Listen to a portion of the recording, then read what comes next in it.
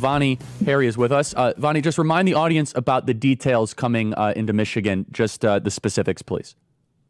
Yes, we're demanding that Kellogg's drop artificial food dyes and the endocrine disrupting chemical called BHT that they use here in the American cereals, but not in other countries.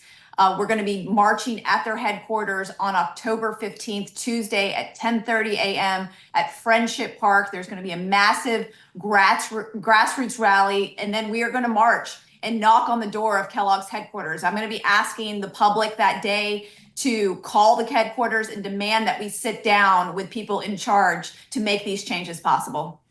So we're actually going to keep you for another segment after this, Vani. So we have more time than I anticipated, but we might as well get into this now. Can we talk about the politics of food? Like all things where there's trillions of dollars and billions of profit, there's very powerful people that tend to capture our politicians and our regulatory agencies to do things that are not in the best interest of the body politic, but instead of corporate interests. Talk about the politics of food and how encouraging it is to have Bobby Kennedy involved in a national voice to try to reform this.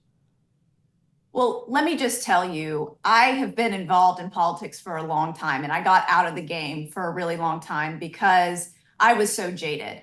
You know, I was a delegate for President Obama for 2 years in a row in 2008 and 2012. You know, I quit my job and campaigned for him. I was a registered Democrat. Wow. You know, this is something that I was really excited about because he had talked about how he wanted to label genetically engineered ingredients and how he wanted to get this done. And I just remember, you know, all of the blowback that the food and chemical industry gave to him and to Michelle Obama when they entered the office.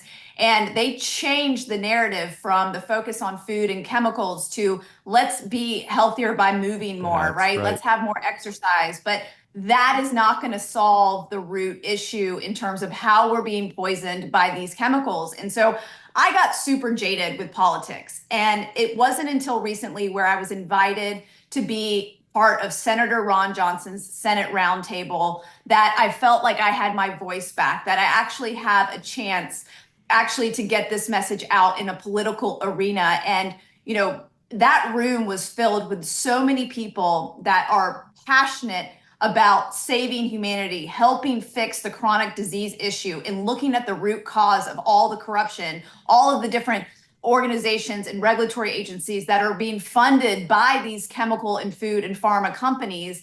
And we were able to, for 4 hours during that session, unfiltered, nobody trying to filter our voice.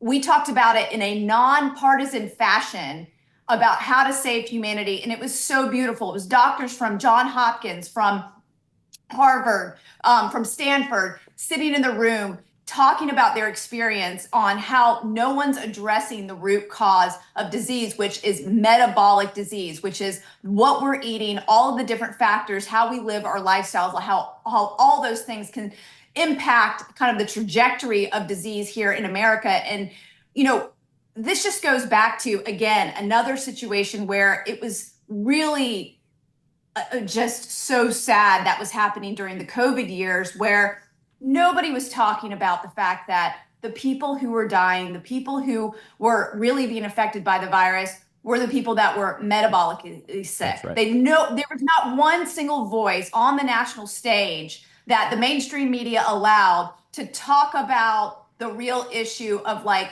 getting your immune system up to snuff by eating real fruits and vegetables and eating real food, and how to actually, you know, safeguard our bodies so that we get out of that situation where we could be affected by some virus, right? Nobody was looking at the root cause. There was only one solution presented to us, and things have to change if we're going to change the way our health is in this country. And now with RFK's leadership and the fact that his track record speaks for itself, you know, people really want to pigeonhole me. They're like, you know, Vani, do you think this is actually going to happen? Do you think that, you know, this is just all political talk? Is this just a politicalization of the topic?